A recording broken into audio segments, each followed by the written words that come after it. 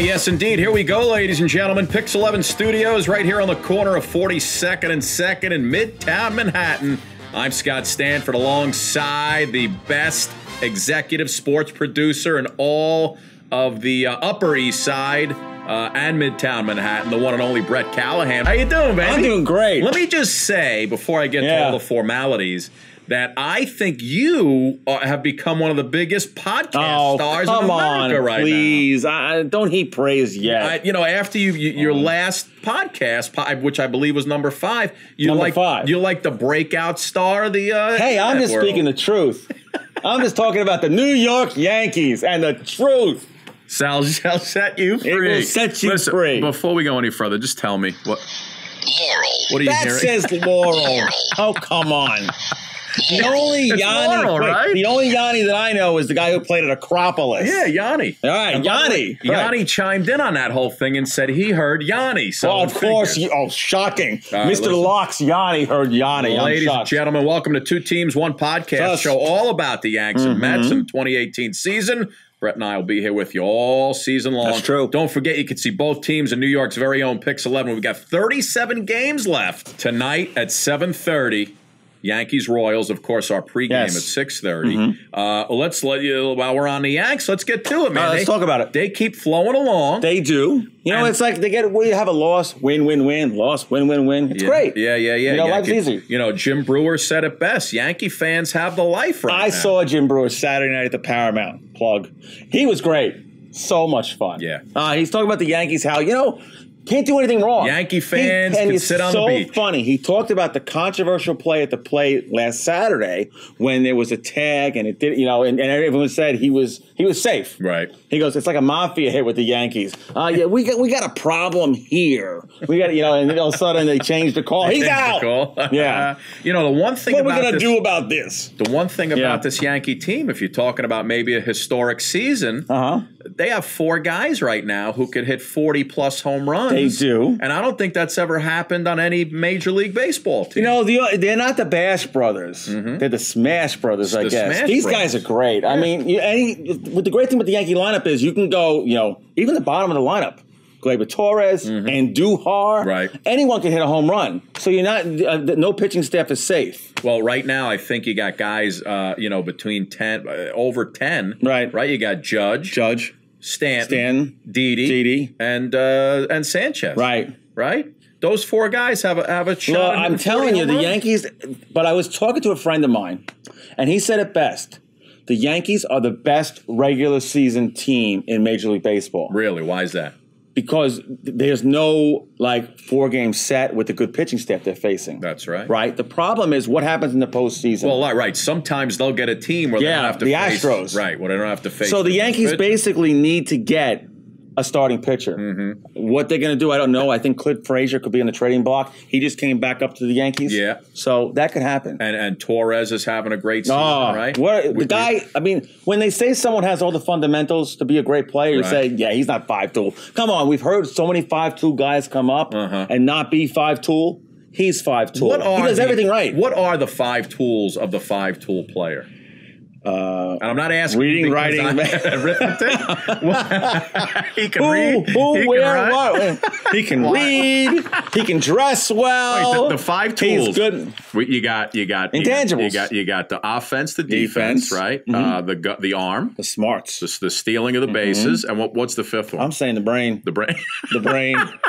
Sorry, Bobby, the brain. Chews the a brain. lot of gum. Nice. Good. It was kind of a bummer because everybody was talking about them with the Nationals, how maybe a World Series preview, but the 2 games got rained out. One ended on a postponement. Let's talk about the weather for a second. I'll give credit to our boy Michael K. Yeah, we love Michael. Weekdays, 98.7 ESPN FM, 3 to 7. Who this week sat in an empty stadium by himself. Right, poor Mike sat in an empty stadium in DC.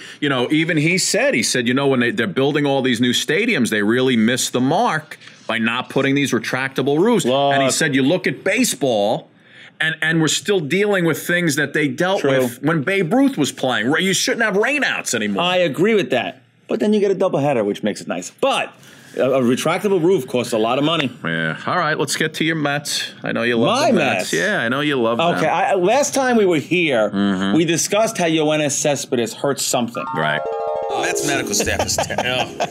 Like, Cespedes had a bad thumb. He's not going to be in the lineup. He's out for 3 games. Next game, he's in the lineup. He hits a home run. It's a home run. And then you have the thing with DeGrom. DeGrom's not in the lineup. He's not going to be able to pitch for 3 weeks or so, 4 weeks. Next start, he's going to make it. What's the deal with the Mets medical staff?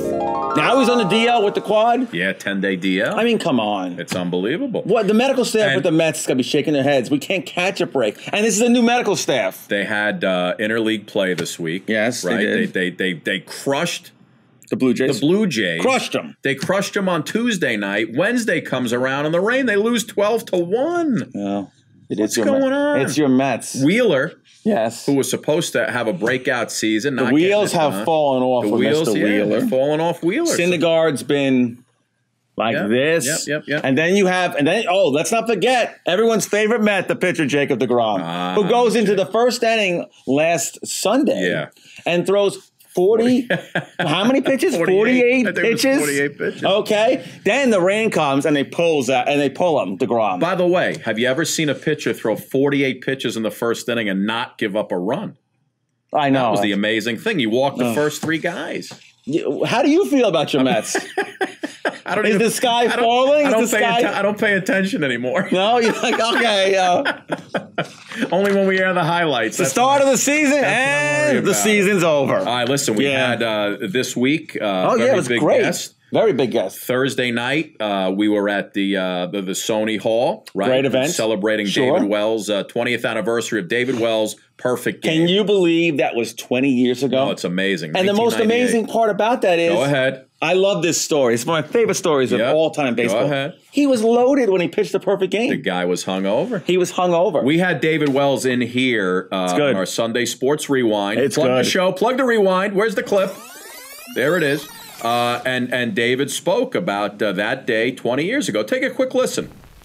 As you were going through the game and guys start to not talk to you during the game, were you thinking to yourself, holy cow, I may be throwing a perfect game here today? I did, and when I first, I think I went and sat next to Scott Brocious, and he got up and walked away. I think Tino was another, and then, when I'm walking down the dugout, guys are just, they just parted, and I'm like, come on, guys, let's go, man. It's only a game, but hey, it's superstition. It's the code.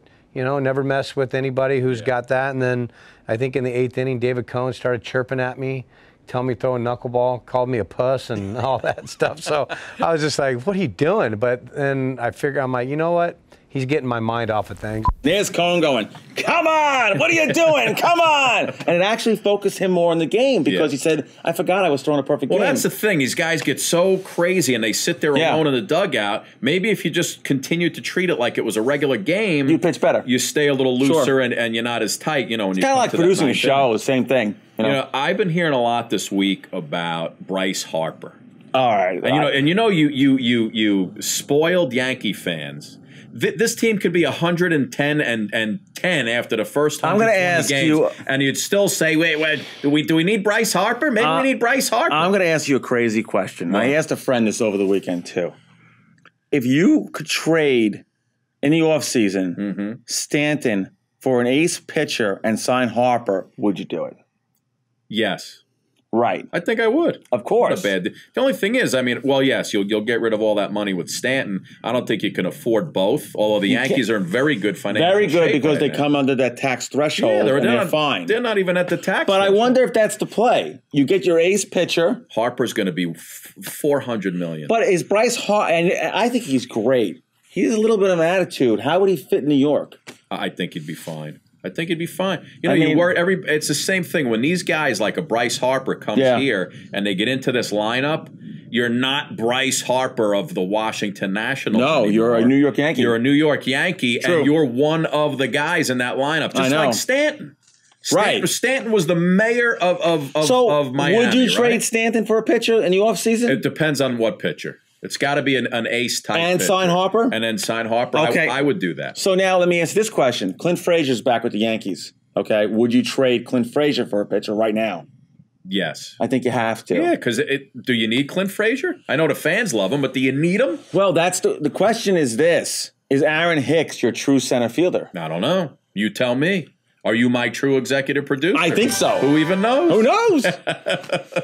Who knows? Sometimes I don't even know. Only the are. shadow knows. Only the shadow knows. All right, so listen, it's another week. It's almost time, right? Very rainy weekend. Miserable weekend. weather. But listen, you could sit in, you watch the podcast, not just listen to it, right? I know. I need a haircut. I think I got to do something. And that's where you become a big star. Wow, people love you on Facebook. God. It's unbelievable. It's crazy. I'm getting a lot of love, and I really appreciate it, everyone. I'm gonna have to start getting your coffee from now on. You know, I like it. I like it black. Kid, yeah. You know what? Since you're a big star, I want you to read. I got to read this. Go ahead. That's all for this edition. Catch the Yankees versus the Royals tonight. Wait, do it again. To be a little looser. Yeah, come on, help you out. A little looser? Yeah, loosen it up. Come on. Go ahead. Try it again. I'm loosening it up. Try again. That's all for this edition. Catch the Yankees versus the Royals tonight, right here on Pix 11 at 8 p.m.